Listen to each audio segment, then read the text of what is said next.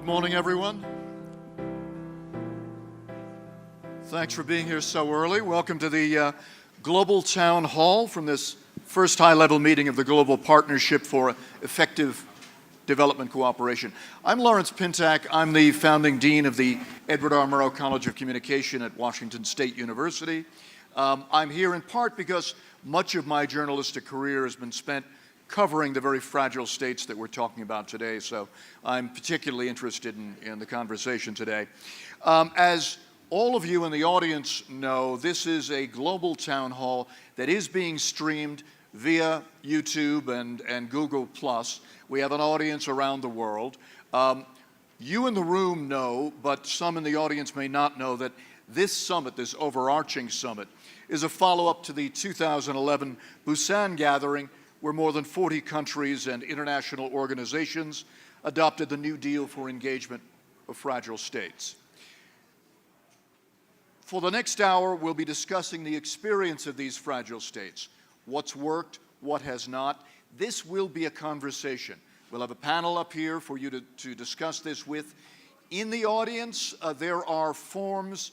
If you would write down your question, and Habib here, and perhaps one or two others. Siafa, are you in the back? Siafa, you can give your questions to them. Anyone else taking the questions? I guess that'll do it. And this young folks with the hands up, give your forms to them, and they'll be sifting through the questions, and we'll call on you as we move forward. Those in the global audience can send their questions in via Twitter, and it's hashtag New Deal. I just discovered this doesn't appear to be the only hashtag New Deal, because I have a tweet here that says, "We making it out in the hood," hashtag New Deal. So I don't think that's quite the same. But anyway, but we'll figure it out and we'll move forward. To start with, I'm honored to introduce the co-chairs of this dialogue, Her Excellency Emilia Perez, Minister of Finance from Timor-Leste.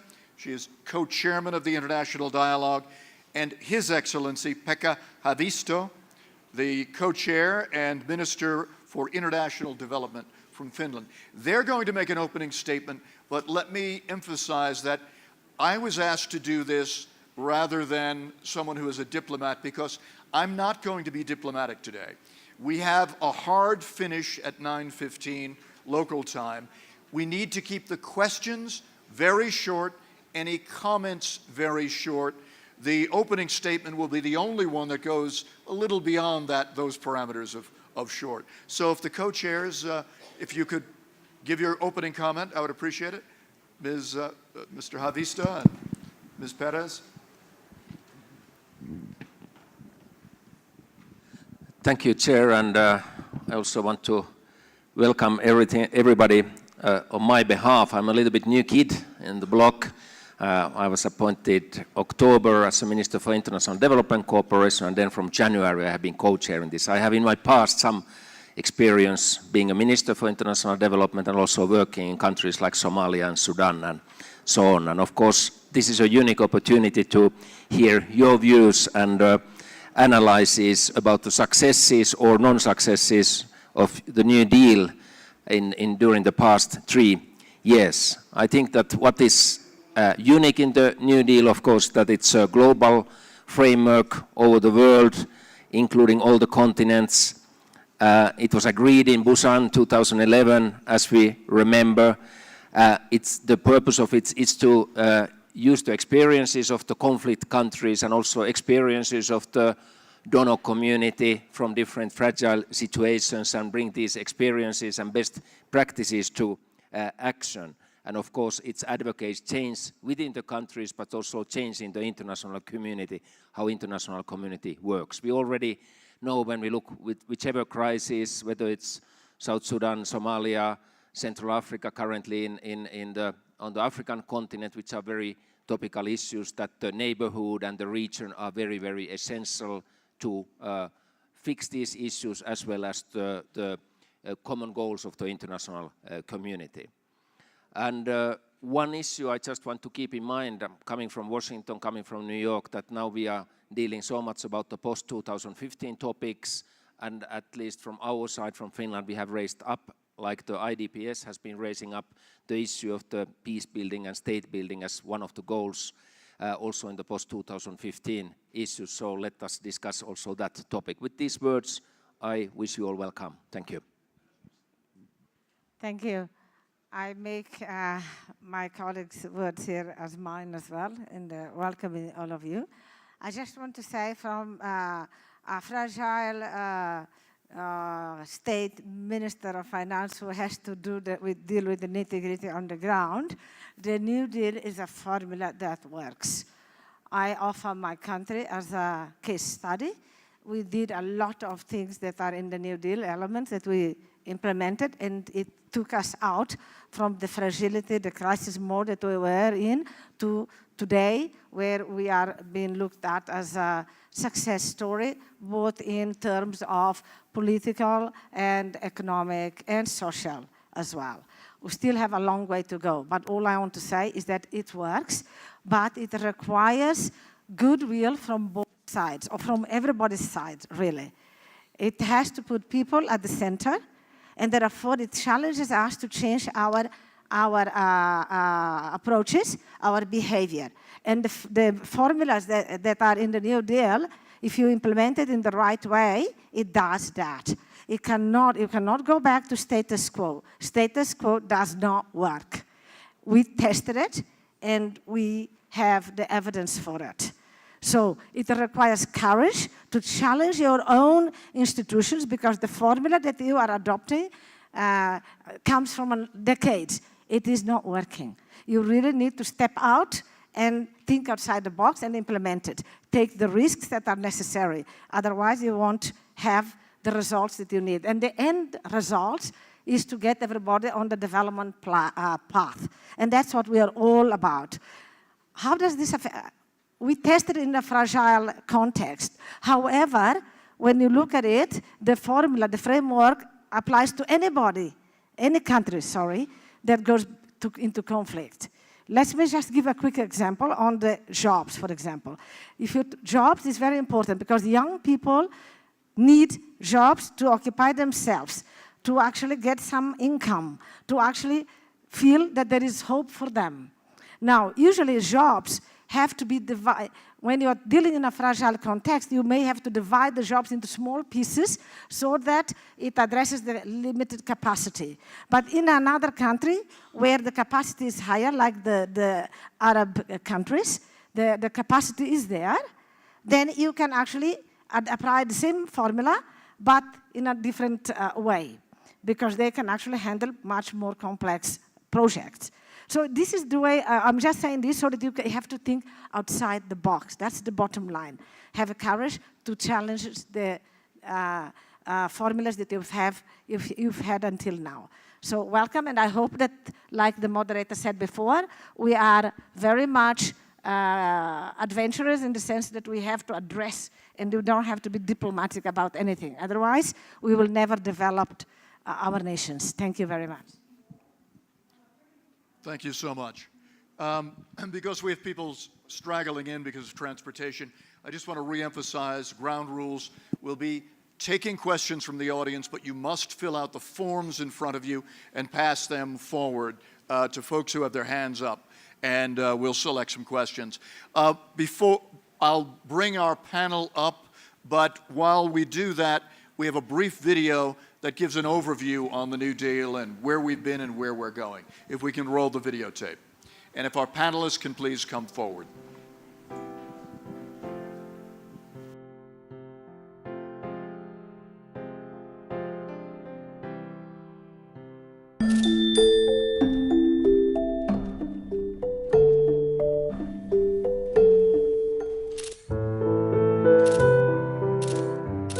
Millions of people all over the world are affected by conflict and fragility, and the impact goes beyond affecting a single life, a single community, or even a single country. With several war-torn and fragile states struggling to achieve the Millennium Development Goals by 2015, conflict is one of the greatest development challenges of our time.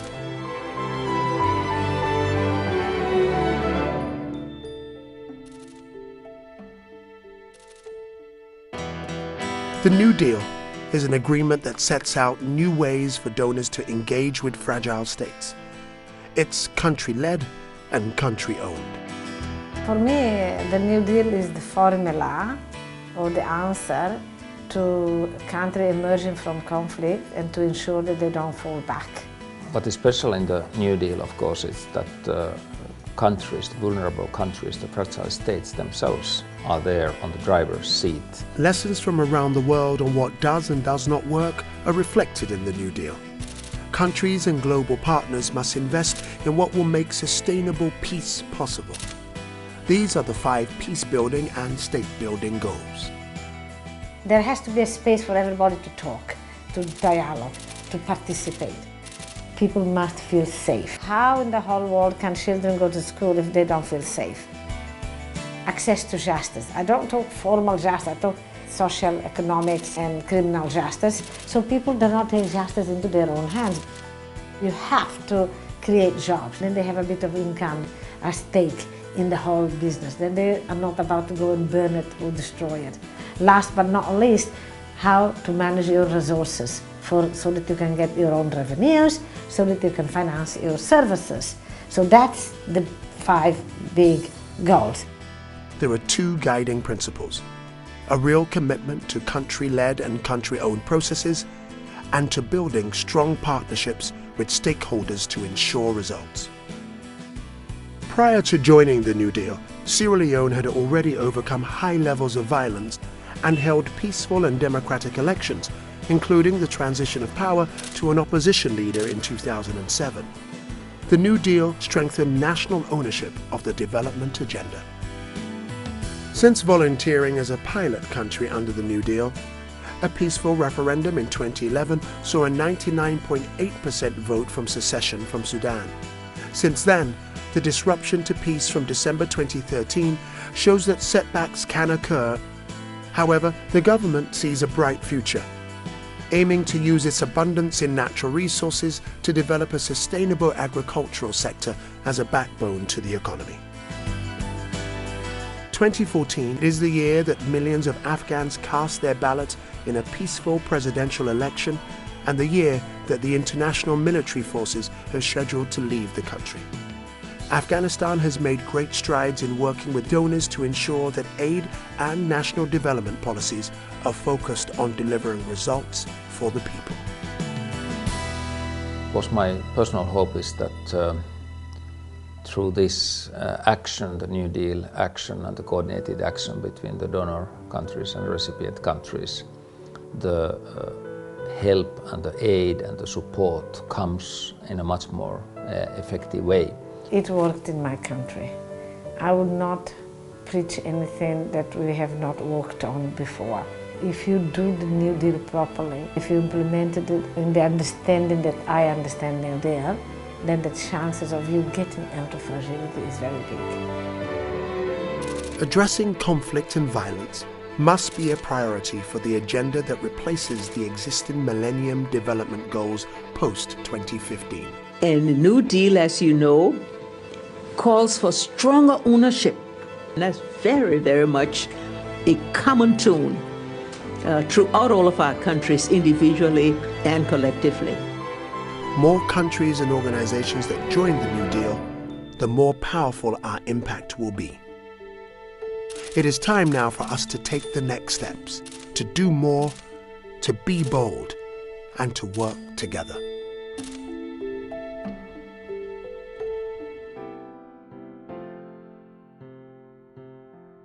I'd like to introduce our panelists. Her Excellency Florence Limbio, from the Minister of Planning from the Central African Republic.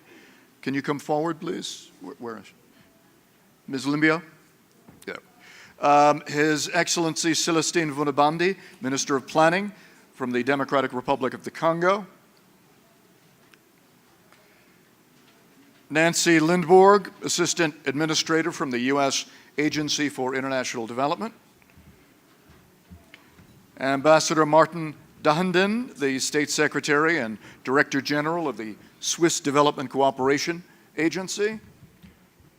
And Ouattara Diakalia, the Secretary General of and excuse me if I mangle this, the Forum National sur la Dette et la Pauvreté, the FNPD in the Côte d'Ivoire.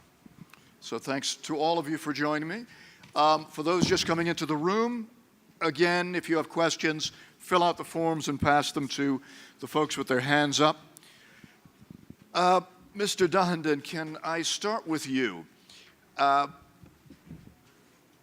Political participation, security, justice, jobs and public service for all. Haven't those always been goals of international development? Oh, microphone. Sorry. Thank you very much. Yes, they have always been part of international cooperation, but there was something very important that has changed the last 20 or 30 years. When I started with my job, we had a clear idea of a conflict cycle, and we knew in what phase, which instrument of international cooperation and also which diplomatic instrument should be used. For instance, humanitarian aid and then the transition to development aid.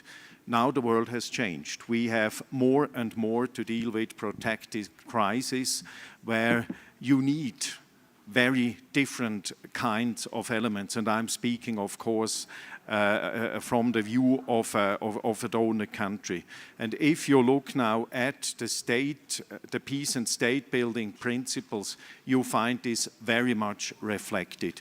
This is one element, and the more important element is that we have a much better understanding now that if we want to succeed, partner countries need to be in the driving seat. It's not us doing something somewhere, but if you want to succeed, if you want to go out of the crisis, if you want to work on the conflict and not only in the conflict, on fragility and not only in fragility, it is important that the partners themselves are in the driving seat.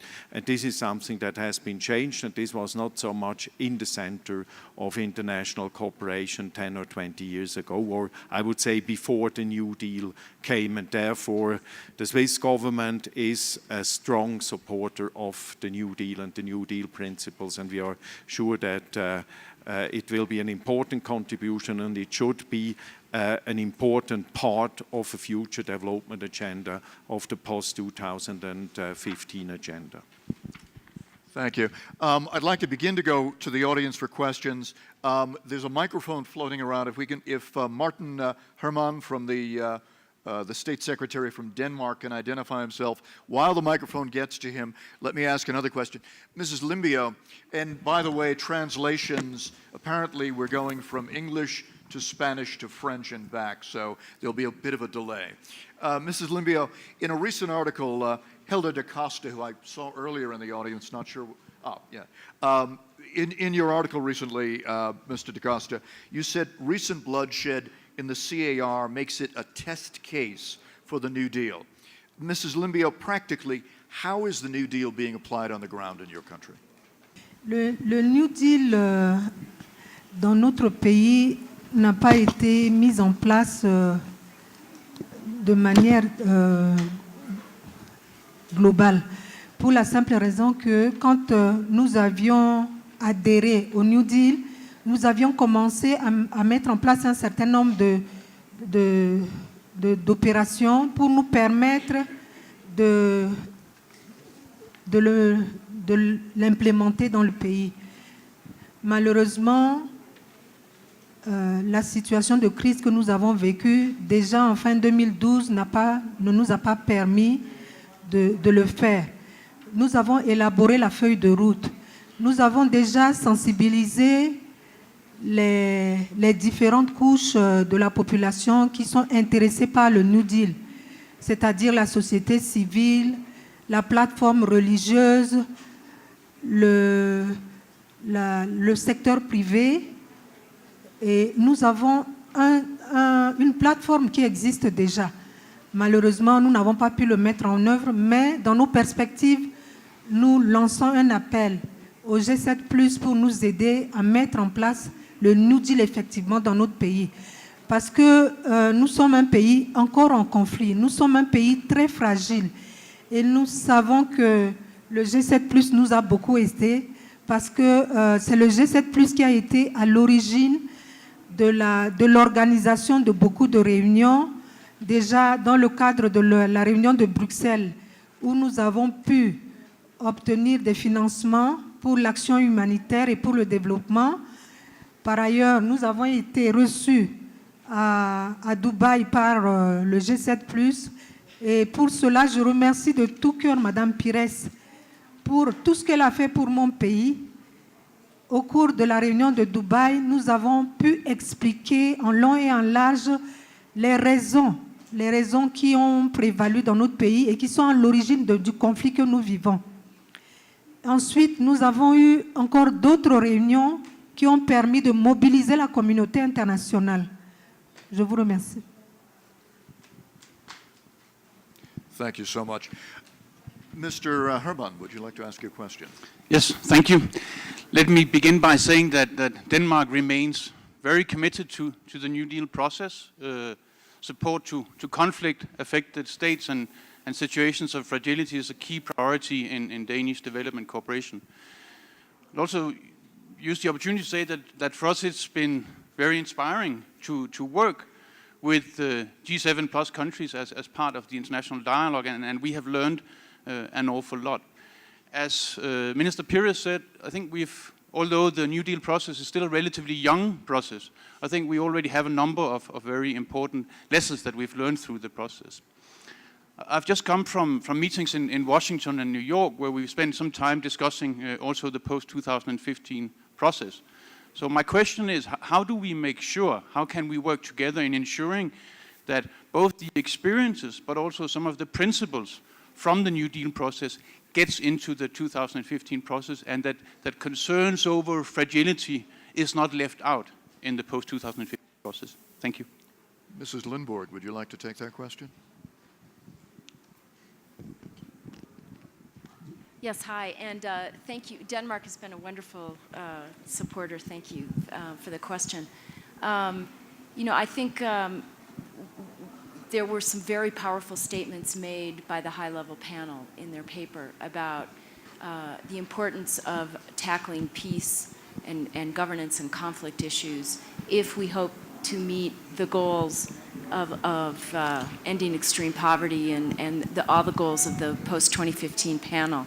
I know that for USAID, our mission is to partner to end extreme poverty and help create resilient democratic societies. And we see the New Deal framework as absolutely critical to that. And I watched with interest the video, and I want to grab that statistic that the cost of addressing conflict is 75 times that of aid flows. So, what we're seeing is that if we don't tackle the conflict issues, and don't look at the 5 goals that are really fundamental to the New Deal, then we risk losing our precious development gains over and over again. Syria, in 3 years of conflict, has lost 25 years of development gains.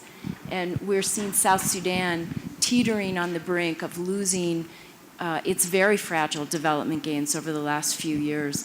So if we are serious about really moving forward on the development pathway, we absolutely need to take this different approach that includes an intertwining of development, security, and governance. And that's with local ownership at the core. And that's what has excited us at USAID to really bring this forward as how we look at the way to move countries out of conflict. And that, I know, will be an important thematic as we look at the post-2015 framework as well. Can we get the microphone? Minister Lele Thane from Myanmar, can you identify yourself? We could get the microphone to her. But in the meantime, Mr. Utatara, do you feel fragile states now truly own this development process, are really in the driver's seat, or is that still window dressing? Merci. Je tiens à faire une précision. je ne parle pas au nom de la société civile ivoirienne, mais au nom de la plateforme de la société civile sur la consolidation de la paix et le renforcement de l'État, qui est une structure composite à la fois qui comprend les organisations du Nord et du Sud. Et donc, c'est à ce nom-là que je parle. Avant de répondre à votre question, permettez-moi de réagir un tout petit peu sur ce mot « travailler ensemble » et quelle connotation on en donne. Parce que je l'ai capté aussi au niveau du film. Je pense, en tant que société civile, puisque nous nous sommes réunis à Lomé du 7 au 9, et nous avons fait le point, nous nous sommes rendus compte que nous ne travaillons pas ensemble. On a dit nous ne travaillons pas ensemble parce qu'au sorti de Busan, il y a des acteurs métiers, comment ça s'appelle, plusieurs acteurs au niveau de ceux qui doivent mettre en œuvre le New Deal. Le gouvernement, les donateurs et la société civile. L'impression que nous on a, c'est qu'il n'y a pas une interaction, il n'y a pas une collaboration franche et sincère entre ces différentes parties prenantes-là. Let's go to Minister.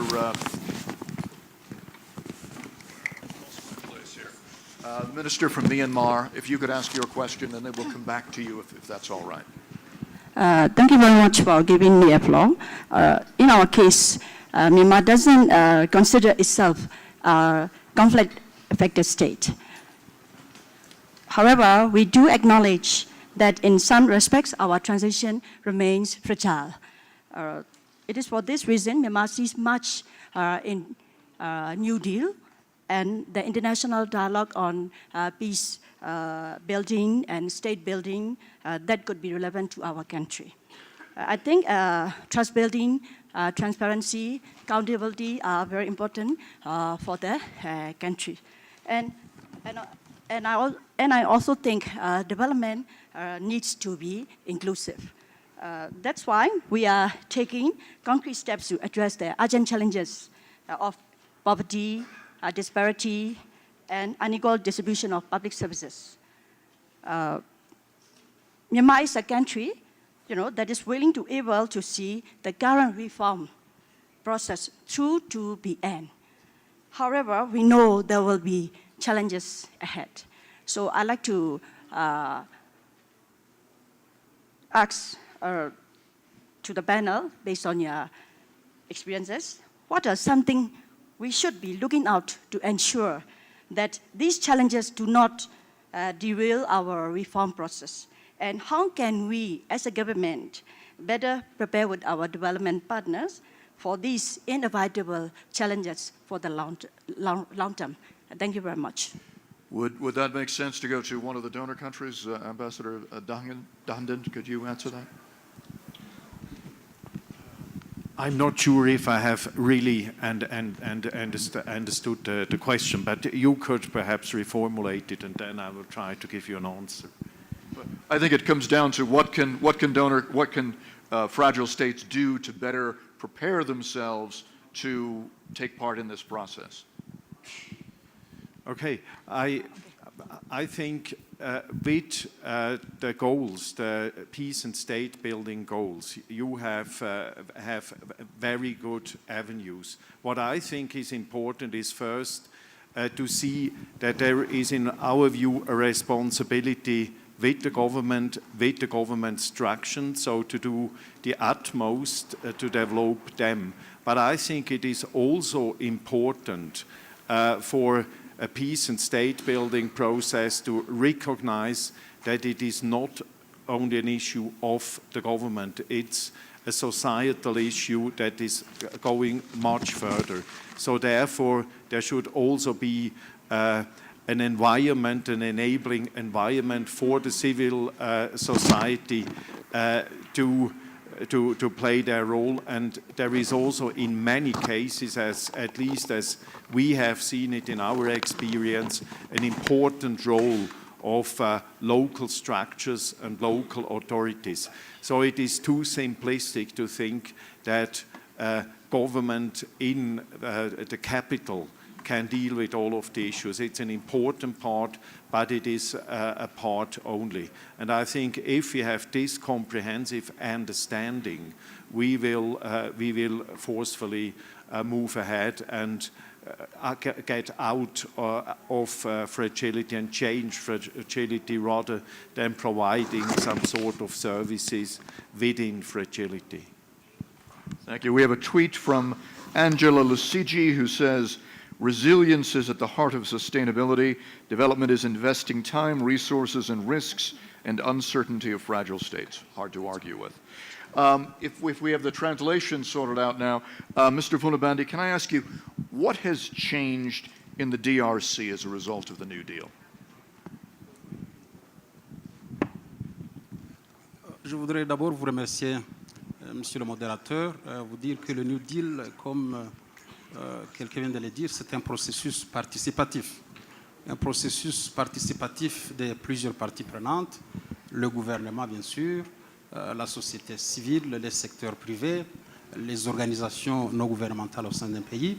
Et donc, c'est un processus qui implique un dialogue entre parties.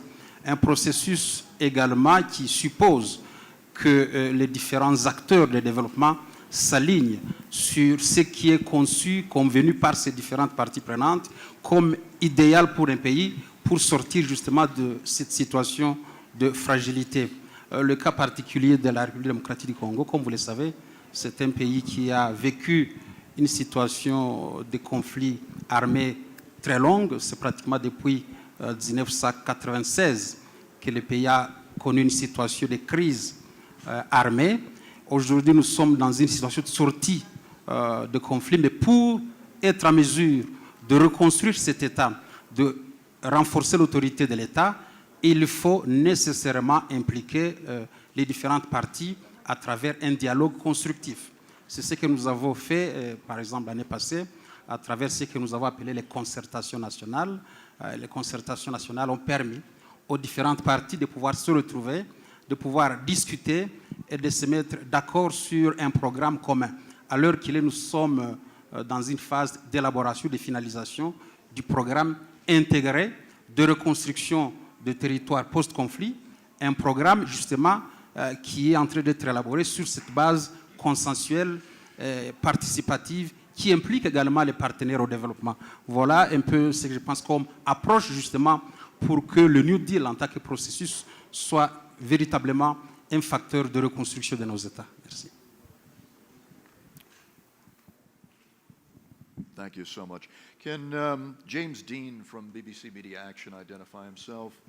If we can get a microphone over to him. In the meantime, Mr. Otatara, can we come back to you and try again with the translation? Can you give us a brief summary of your answer to my question about whether this idea of moving the process back to the fragile states, that they own it, that they are now in the driver's seat, is this real or is this just something the donor countries are saying? Bien, d'abord, il faut faire une précision que la plupart de nos États recusent la terminologie fragilité. Et c'est pourquoi, quand à nos assises de Lomé du 7 au 9, nous proposons qu'on mette plus l'accent sur la résilience. Parce que la fragilité contraste avec la plupart des options d'émergence que se sont données nos États. Bien, en ce qui concerne le New Deal, de mon point de vue, rien n'a fondamentalement changé. Rien n'a fondamentalement changé. Il y a une manifestation d'intention de pouvoir résoudre la fragilité, de pouvoir aider les États en conflit à sortir de leur situation. Ça, c'est une très bonne chose. Sur la forme, il y a des points focaux dans les pays qui sont nommés.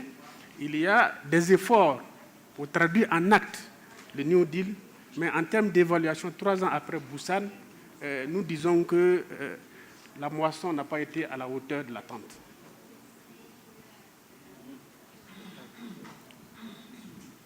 Thank you so much. Mr. Dean. Thank you. James Dean from BBC Media Action. I'm from the BBC's International Development Charity. I think the New Deal was an astonishing achievement. I think it's a really remarkable achievement. But my question is where it goes from here, and particularly picking up on some of the comments already made about the New Deal really does focus on building the capacity, the responsiveness of a state. But as I think we've seen since Busan, I think a lot of the debate is focusing on the fragility of society.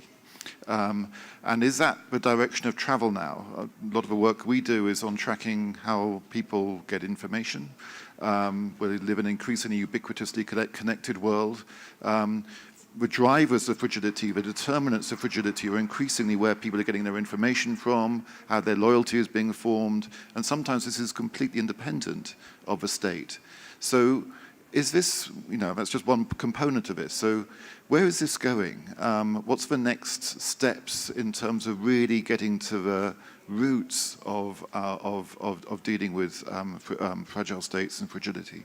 Mrs. Limbia, would you like to take that question?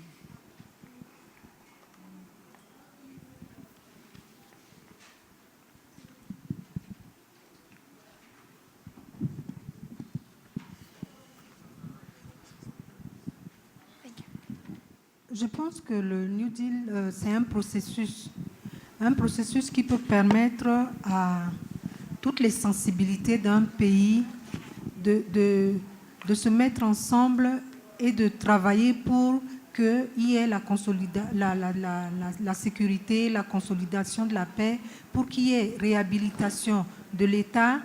Et je crois que c'est un processus. Si le processus est mis en place, si toutes les sensibilités du pays peuvent se mettre ensemble pour discuter, avoir les objectifs qu'il faut pour permettre au pays d'atteindre les points, parce que moi, je ne suis pas tellement d'accord avec l'intervention de mon frère de la société civile quand il disait qu'il ne faut pas nous appeler pays fragile. Il y a quand même une certaine hiérarchie. Parce que nous qui sommes en conflit, nous sommes fragiles. Donc, je pense que c'est un processus qu'il faut mettre en place et nous avons besoin. Il faut que le New Deal puisse être mis en place dans tous les pays et que le processus puisse marcher pour que toutes les sensibilités d'un pays puissent comprendre ce que nous voulons comme objectif et que nous puissions y arriver. Thank you so much. Could Claire Lee identify herself and get a microphone to her? In the meantime, Ambassador Dahandan, you wanted to add something. I just wanted to give a quick reaction. I think it's very important to not consider the New Deal as a template you can roll out everywhere. I think the core issue is to understand that every context is different. You need a thorough analysis. And of course, the inclusion of the partners is something that helps to come up with a completely different design. And the New Deal is only, let's say, a framework to structure our thinking and to voice to some extent this approach. But don't think of it as if it was a template. Thank you. And Claire Lee? Hi, I'm Claire Lee from the Overseas Development Institute. My question is really about whether the New Deal is a framework that only works for countries which are both fragile and lower income. Should, for example, the Arab Spring countries seek to adopt the New Deal? Thank you. Mrs. Lindberg, would you like to take that? And in the meantime, do we have anyone from the Arab world in the audience? Okay, we'll come to you briefly after, please.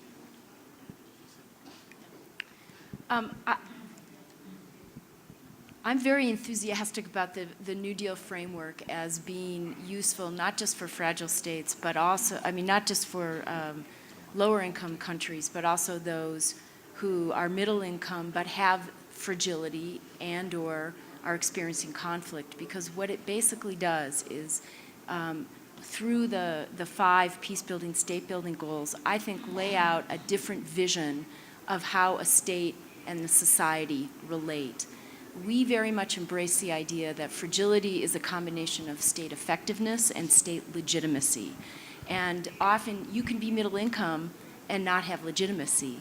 And you can be middle income and not have inclusive politics that could lead to the kind of problems, conflict, backsliding on your development agenda. Syria is a perfect example where we've seen the 35 years of development gains lost.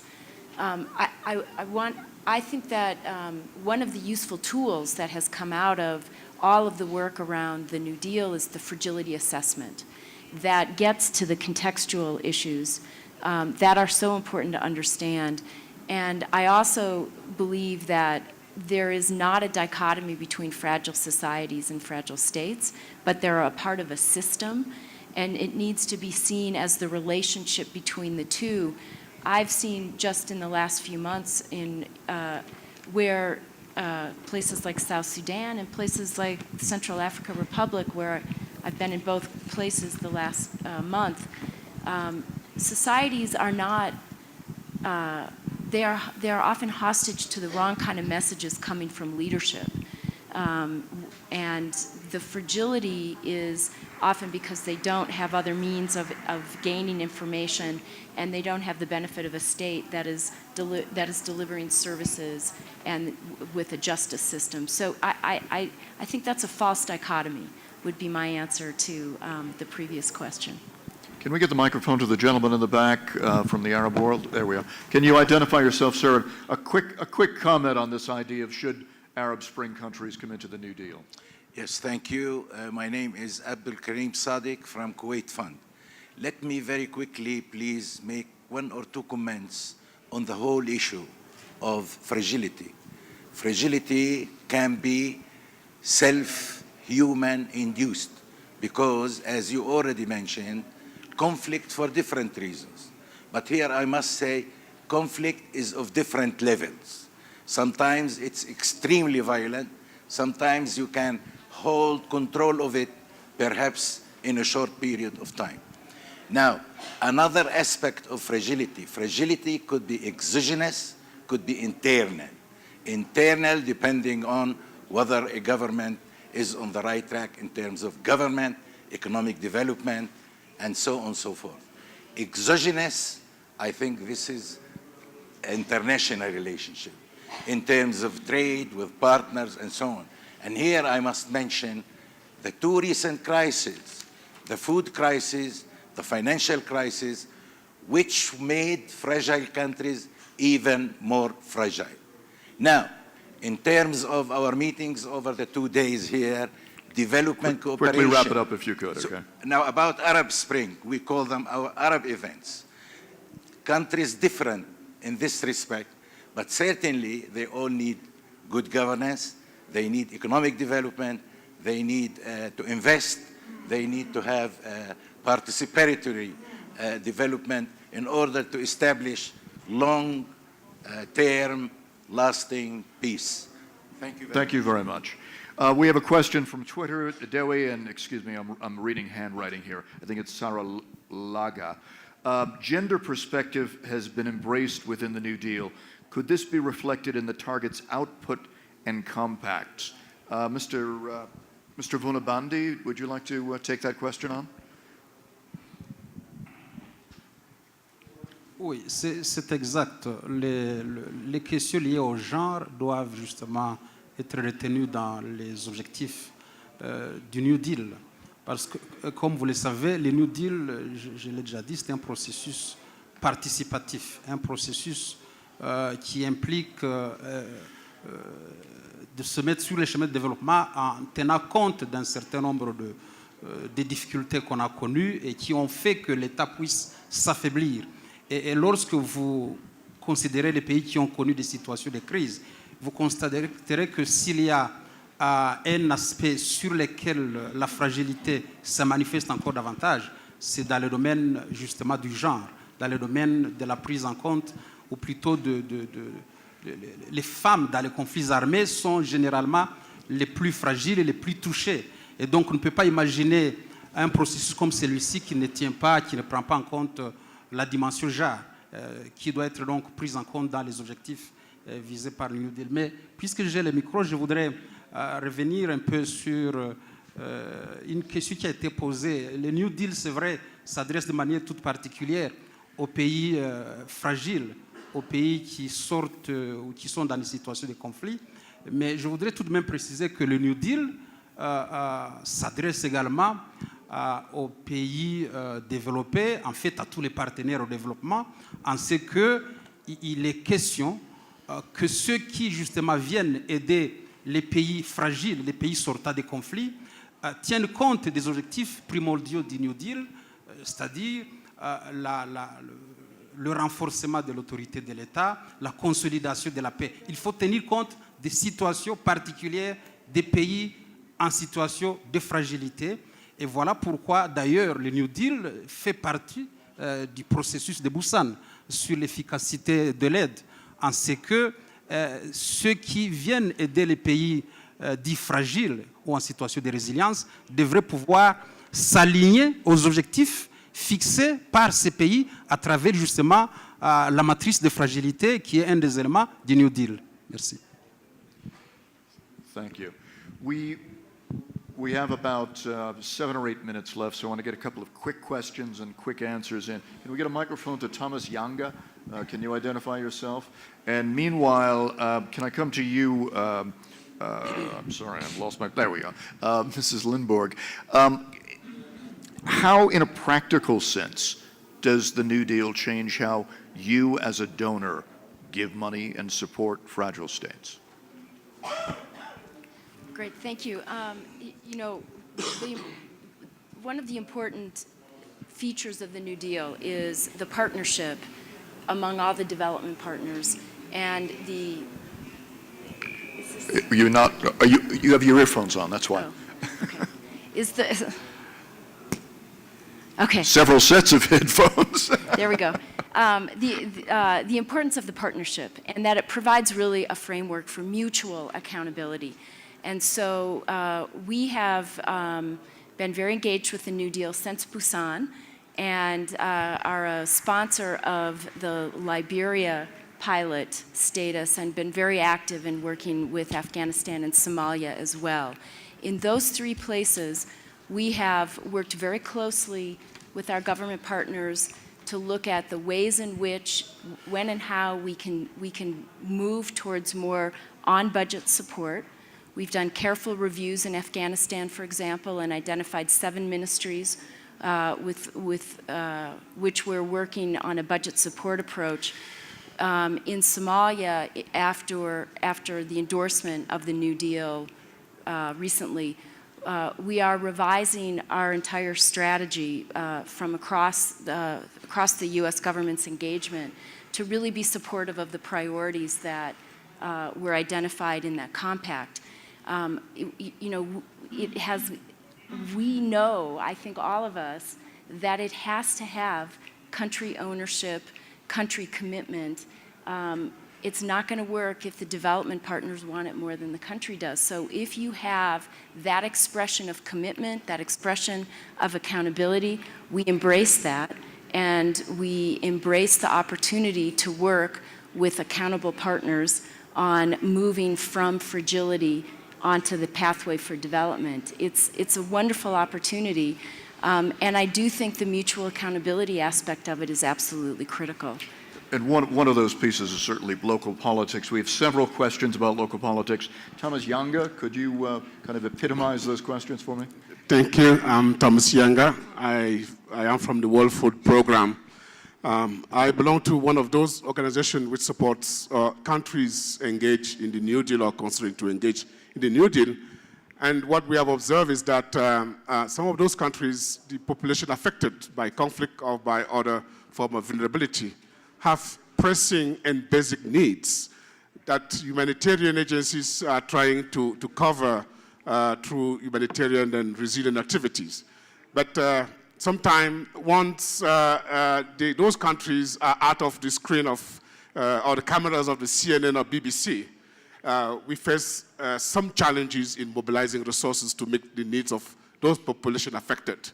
And the question to the panelists is how can we really maintain the engagement of the donor countries for the needs of the affected population in helping the country implement the New Deal and other processes in the New Deal while meeting the need of those population. Thank you. Ambassador, would you like to take that? Yes, I will try to do so. I mean, it is one of the major problems that as soon as you have a humanitarian crisis, the spotlight is there. It's easy to mobilize funding, and huge resources are coming in. And as you told it, once it's out, it changes. But I think one of the answers is to not so much prolong a humanitarian type of support and operation, but rather early to go in with a more comprehensive approach as it is designed with the New Deal principles. There you don't have so much this effect that is very dramatic in many cases. And I think, in my view, the New Deal is also a part of the answer, only a part, but a part of the answer to these problems that is really preoccupying for years those who are working in the humanitarian area. Thank you. Ken, and excuse me, I'm going to get your name wrong because of the handwriting. Harpinkel Kolakot? Okay, so could we get a microphone to her? And in the meantime, let me ask the panel a question. The gentleman a moment ago made reference to media. How important is local media and international media in this process? I ask a self-interested question about media. In this process of generating support for fragile states. Mr. Otatara, would you like to answer?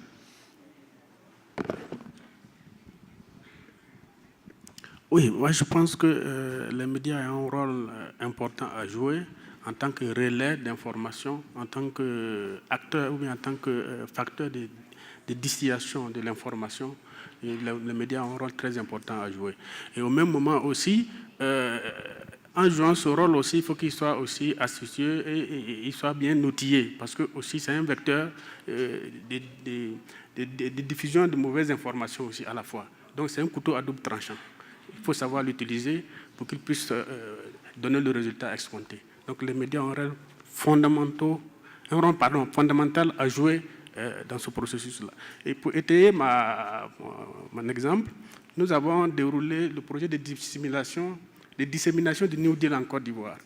C'est la société civile qui l'a fait. Il n'y a pas eu d'action au niveau du gouvernement. Et on a travaillé de concert avec le point focal gouvernemental. Nous sommes allés dans 5 localités de la région, dans 5 régions de la Côte d'Ivoire. Et c'est avec les médias d'État ou les radios de proximité que nous avons déroulé ce projet. Donc les médias ont un rôle fondamental à jouer dans la mise en œuvre du New Deal. Mrs. Limbio, you want to continue? And in the meantime, could you take your headset off? We get feedback. In the meantime, can we get a microphone to the ambassador from Sweden? I can't read the name, I'm sorry. Joran Balastrand, perhaps? There we are, over there. Please. Oui, je suis d'accord avec monsieur qui a dit que les médias ont un rôle vraiment fondamental. Nous, en Centrafrique, étant donné le problème du conflit qui s'est posé chez nous, nous avons besoin de travailler avec les médias de manière très, très proche. Nous devons sensibiliser les gens à travers les médias. Et les médias devraient nous aider à désarmer le cœur. Parce que nous avons eu, à travers le conflit qu'il y a chez nous, beaucoup de haine qui s'est développée dans notre pays. Et nous avons essentiellement besoin de ça. Nous, en Centrafrique, nous n'avons pas une radio nationale. Une radio nationale qui couvre tout le territoire. Étant donné que tout a été cassé, nous n'avons pas de radio nationale. Et nous avons un pays de l'Europe du Nord qui voudrait nous aider à mettre en place une radio nationale pour nous permettre de sensibiliser. Nous avons besoin de désarmer les cœurs, d'arranger cette fracture sociale, cette cohésion qui est partie de chez nous. C'est ce que je voulais ajouter. Merci. Thank you. The ambassador from Sweden. Oh, I'm sorry. Oh, we never got to you. It's I'm so okay. sorry. I will keep it short. My name's Harpinder from Development Initiatives. My question is with regards to the development finance discussions that are currently happening with regards to the post-2015 framework, and actually how the New Deal is interfacing with those discussions too. Because obviously critical to supporting the New Deal countries is transitioning their finance from the humanitarian funding all the way through towards development, and that involves attracting new and more diverse financial resources into the country. This remains one of the big challenges. As soon as you're labelled as a fragile country, you'll become a very high-risk country for investment, international investment. So I just wanted to see if the panel could just briefly address that. Thank you. Would you like to begin? Could give you an answer. I mean, we are discussing now the post-2015 frameworks, and in a nutshell, one of the big changes will be that you had before in the MDG a focus on social issues. Now it will be broadened and include all, let's say, the elements, and therefore also the finance needs to go beyond ODA. But ODA will be, of course, a core source of finance for fragile countries and for countries in conflict. For me, there is no doubt about this. Mrs. Lindborg, you want to follow up? And then Mr. Otan. Oh, please, Mr. Je crois au niveau du financement, en tant que société civile, je tiens à répondre à madame qui disait que elle n'était pas pour le fait que nous disons que nous ne sommes pas pour la fragilité. En fait, c'est des actions qu'on a menées dans les pays pilotes et dans certains pays de G7+. Et donc, c'est le résumé ou bien le bilan de ces actions, ce que nous avons recueilli du terrain, qu'on a fait transparaître, et il ressort que la plupart de ces États-là recusent la notion de fragilité. C'est ce que j'ai dit. Maintenant, pour le financement, l'un des tendons d'Achille de la mise en œuvre du New Deal, c'est ça, c'est le financement. Les financements ne viennent pas où les donneurs, excusez-moi, je ne veux pas heurter la sensibilité des uns et des autres, mais dans ce mécanisme de mise en œuvre du New Deal, nous avons l'impression que nous évoluons à pas de caméléon. Mais cela ne veut pas dire que je dis qu'il faut qu'on aille à pas de lièvre, non. Il faut articuler à la fois les deux. Quand on voit les enjeux et les défis qui concernent la cohésion sociale, le renforcement de la paix, je crois que chacun doit jouer sa partition. Or, ce n'est pas tellement le cas. Et surtout au niveau du New Deal, je crois que c'est des réductions des conditionnalités de l'aide. Mais nous nous sommes rendus compte que, à quelque part, ces conditionnalités-là existent et des mécanismes assez complexes qui font que ces pays, des pays fragiles qui doivent bénéficier de ces financements-là, ça ne vient pas au moment voulu. Thank you. Thank you very much. Göran Bjellerstedt, Minister of Foreign Affairs in Sweden. The New Deal is, of course, a political process that links economy to it, and that's the beauty. And it would, of course, be interesting to hear how you link the development aid with the political dialogue that also takes place in order to meet the 5 peace and state building goals and the experiences from that very difficult process. But my question I wrote down was briefer than that, I think. It was about the national ownership, which is also being mentioned several times. But what does it really entail? What is it? Is it the government, or is it the Ministry of Finance of the government dealing with a few donors, or is it more than that? Does it work from day one for a pilot country, despite all capacity problems, or will it take some time before we reach full national ownership? So maybe somebody has thought more about that than me. Thank you. Who would like to take that question? Anyone? Mrs. Lindborg? Yeah, I'll just start, and happy to pass it on. But I think those are all exactly the issues that the New Deal is tackling. I would say that if you don't have an inclusive process that includes civil society and private sector and all parts of government, you will not have the basis of buy-in that will enable you to really move forward in the way that it needs to. One of the values that we've seen of the New Deal approach is that it does provide that coordination approach for the development partners, so that it can focus on the priorities that have been identified in the compact. We're seeing this in Somalia, for example. But by definition, the inclusive aspect of this requires that it be a broad part of the government, also the civil society and the private sector, and that dialogue is absolutely critical to tie the other pieces together. Mr. Vunabande, did you want to add something? Oui, la question. Oui, je voudrais compléter, madame, et dire que la question qui a été posée par monsieur le ministre des Affaires étrangères de Suède, c'est une question très importante. Effectivement, la question de financement, c'est une question qui se pose gravement dans les pays dits fragiles. Et le New Deal, me semble-t-il, apporte une réponse dans la résolution des questions telles que soulevées par monsieur le ministre. Je voudrais là-dessus parler du cas particulier de la République démocratique du Congo. Comme je l'ai déjà dit, nous sommes un pays en situation de fragilité post-conflit. Et nous avons, depuis quelques années, mis en place un fonds pour la stabilisation qu'on appelle STAREC. C'est un fonds qui a été mis en place avec le concours des partenaires au développement. Mais justement, du fait de l'absence de l'appropriation, ce fonds a été alloué à des projets par les partenaires au développement sans que le gouvernement s'implique effectivement, de telle sorte qu'aujourd'hui, on ne sait pas en évaluer les résultats sur le terrain. Et voilà justement un élément qui a poussé le gouvernement et les partenaires, d'ailleurs, pas seulement partenaires extérieurs, mais les partenaires sociaux, la société civile, de dire, écoutez, il faut rectifier la manière de faire. Il faut se mettre autour d'une table, mettre plutôt en place de manière coordonnée, concertée, un nouveau programme intégré pour reconstruire les territoires sortant des conflits. Et tous les financements que les bailleurs de fonds, que les partenaires voudraient nous apporter, doivent s'aligner à ce programme. Donc, il est important, justement, de veiller à ce qu'il y ait une véritable appropriation des besoins de reconstruction du pays pour donc, les pays sortant des conflits, mais également un alignement des partenaires au développement sur le programme élaboré, bien entendu, de manière concertée, gouvernement, société civile, avec le concours des partenaires au développement.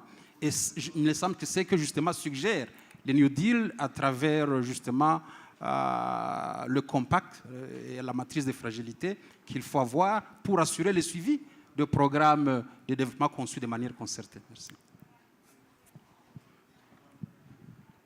Thank you. If to wrap up, if I could ask our co-chairs, Ministers Javista and Perez, may I ask you, 10 years from now, what do you want the New Deal to look like? Not to put you on the spot. Mr. Javista?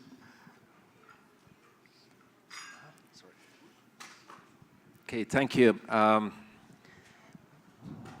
How it should look like, I think that the New Deal should really be a natural part of our all cooperation what comes to the fragile states and countries that we are getting out from the vicious circle. When I was listening to the debate, I again remembered how important this is, not only for the fragile states itself, this is for the donors, the donor coordination, and we have new donors actually coming to the game.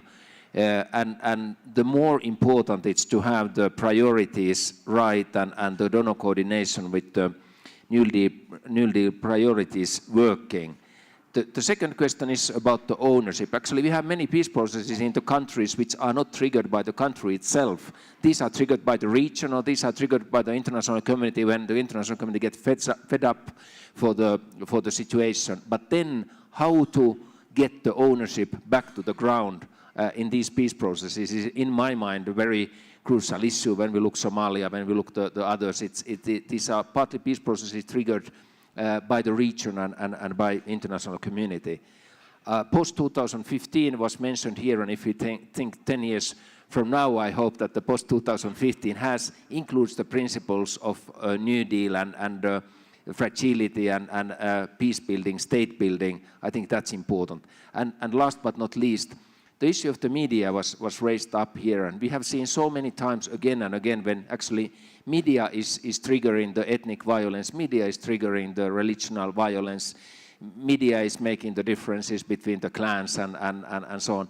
And I don't have any other answer to that, but the responsibility of the media should be stressed, but also some training and education, and maybe fragile to fragile experiences, because I think there certainly are cases where the media has been constructive, media has been the one actually calming down the tensions, and we should learn also positive stories from that media. Thank you.